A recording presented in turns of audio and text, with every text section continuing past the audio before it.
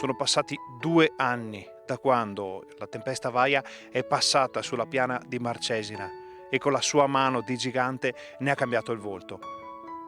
Qui si lavora in modo incessante ormai da anni, ma servirà ancora molto tempo per portare a valle tutto il legname schiantato da Vaia. E molti degli alberi abbattuti dalla tempesta rimarranno dove sono perché è impossibile raggiungerli.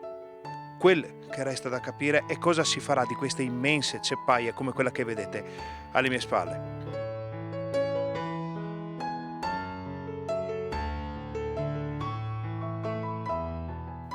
E questo è quello che resta di immensi boschi, ridotti a tronchi accatastati in attesa di essere portati via dalle centinaia di camion che continuano ad andare avanti e indietro dalla Marcesina, a scendere a valle, a portar via quel che Vaia ha lasciato alle sue spalle.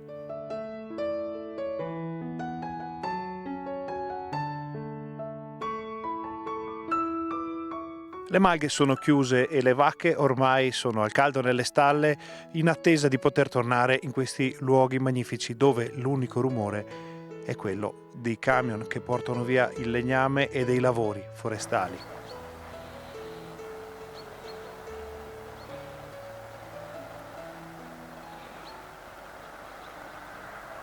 Ci vorrà del tempo per imparare a conoscere e riconoscere la nuova piana di Marcesina. Ma questo luogo, nonostante tutto quello che è successo, non ha perso un briciolo della sua magia. E poi, come dice un vecchio proverbio dell'altopiano, 7 volte bosco, 7 volte prato, poi tutto tornerà come era stato.